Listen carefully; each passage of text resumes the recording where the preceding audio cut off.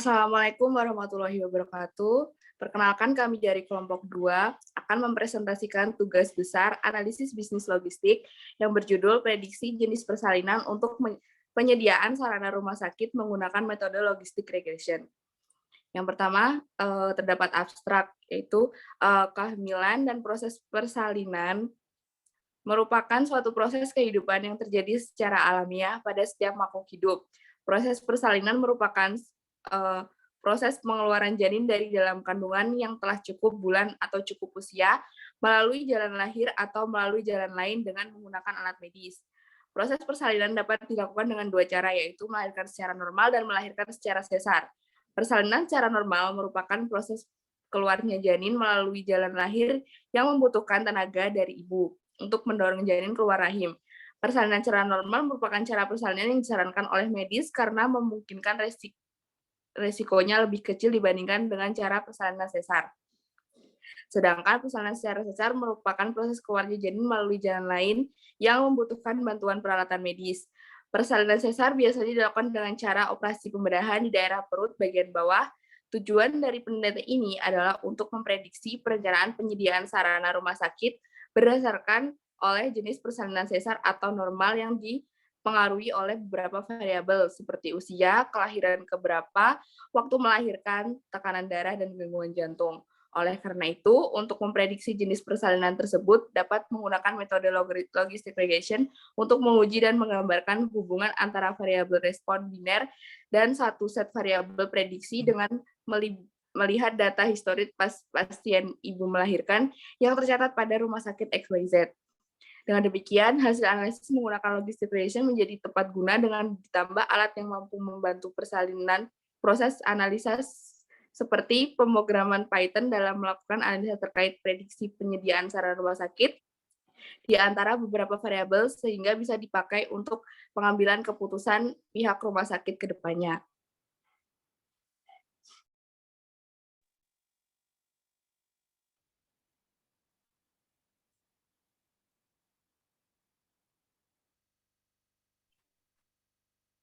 Selanjutnya ada pendahuluan, yaitu proses persalinan merupakan proses pengeluaran janin dari dalam kandungan yang telah cukup bulan melalui jalan lahir atau melalui jalan lain.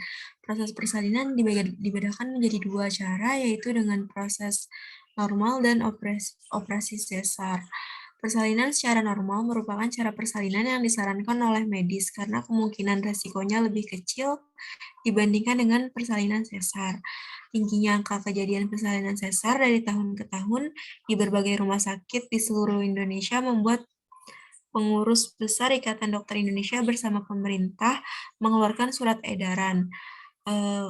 Lalu persentase persalinan secara sesar oleh para wanita bersalin meningkat sejak beberapa tahun terakhir ini. Nah, fokus masalah yang akan diselesaikan pada artikel ini yaitu memprediksi perancangan persediaan sarana rumah sakit. Maaf, agak atas.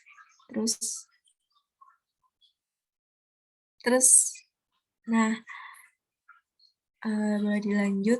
Fokus masalah yang akan diselesaikan pada artikel ini yaitu memprediksi perencanaan penyediaan sarana rumah sakit berdasarkan oleh jenis persalinan sesar atau normal yang dipengaruhi oleh beberapa variabel seperti usia, kelahiran keberapa, waktu melahirkan, tekanan darah, dan gangguan jantung. Selanjutnya kita menggunakan regresi logistik untuk menguji dan menggambarkan hubungan antara variabel respon biner dan satu set variabel prediksi. Selanjutnya ada landasan teori. Di landasan teori juga berisi mengenai persalinan normal, persalinan sesar, kemudian ada tentang logistic regression, ada tentang Python juga karena kita pakai machine learning Python, dan yang terakhir ada confusion matrix. Selanjutnya akan dijelaskan oleh rekan saya. Selanjutnya ada analisis dan perancangan. Dalam menerapkan logistic regression sebagai salah satu pendekatan machine learning menggunakan Python, diperoleh hasil yang akan dijelaskan satu persatu mulai dari langkah awal hingga menemukan hasil. Langkah awal di sini menyiapkan data dalam bentuk format Excel. Setelah itu diperlukan kode Python untuk mengolah hasil tersebut. Berikut pembahasannya. Nah, di sini langkah pertama itu import library, di mana import format pandas menjadi PD dan NumPy menjadi NP. Lalu juga ada import matplotlib.pyplot sebagai PLT. Lalu selanjutnya ada import the dataset from Google Colab import files. Kita masukkan dataset case study kedua, yaitu tentang case ini. Ini adalah hasilnya. Lalu ada identify the missing value of the data from the dataset. Sini ada ID, usia, melahirkan ke, waktu melahirkan, tekanan darah, gangguan jantung, melahirkan normal. Terus ada identify the types of each data, sama kayak di atas, dan ini INT64 yang berarti bilangan bulat. Lalu kita masuk ke define X and Y from the dataset menggunakan rumus ini. X sama dengan np.sri dalam kurung df dalam kurung usia, melahirkan ke, waktu melahirkan, tekanan darah, gangguan jantung, dan X-nya 0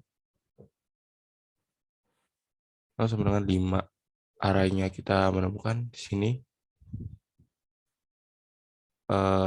Untuk Y-nya sama dengan np.sri buka kurung df buka kurung lagi, melahirkan normal, kurung Y-nya sama seperti X tadi.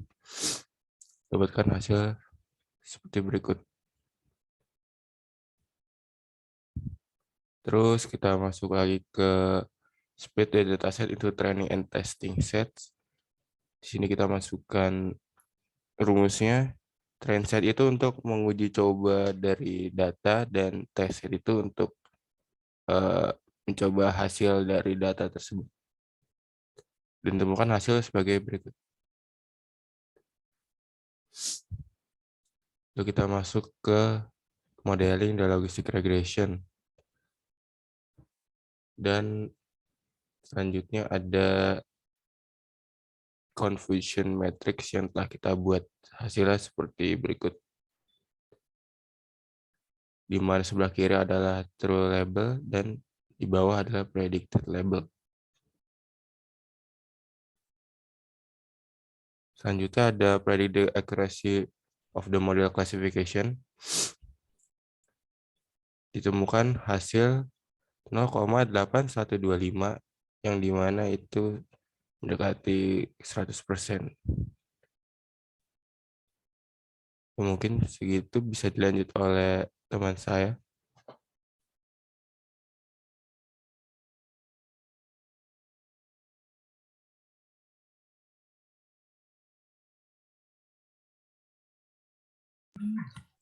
Selanjutnya kita masuk ke kesimpulan dan saran. Jadi berdasarkan hasil analisis dari perancangan yang telah dibuat, maka dapat disimpulkan bahwa untuk memprediksi jenis persalinan agar dapat memprediksi cara kelahiran bayi, untuk menyediakan sarana rumah sakit dapat dilakukan dengan mengumpulkan data riwayat pada pasien ibu hamil sebelum melakukan pengumpulan data melalui machine learning. Hal ini dilakukan terlebih dahulu karena untuk menyelesaikan persoalan pada penelitian ini harus menggunakan metode logistic regression sebagai salah satu algoritma yang dapat membantu menunjukkan hasil probabilitas yang akurat.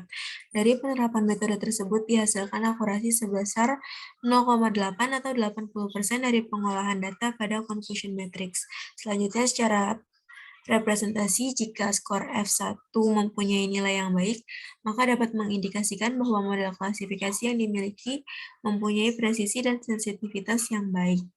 Selanjutnya akan dijelaskan oleh rekan saya.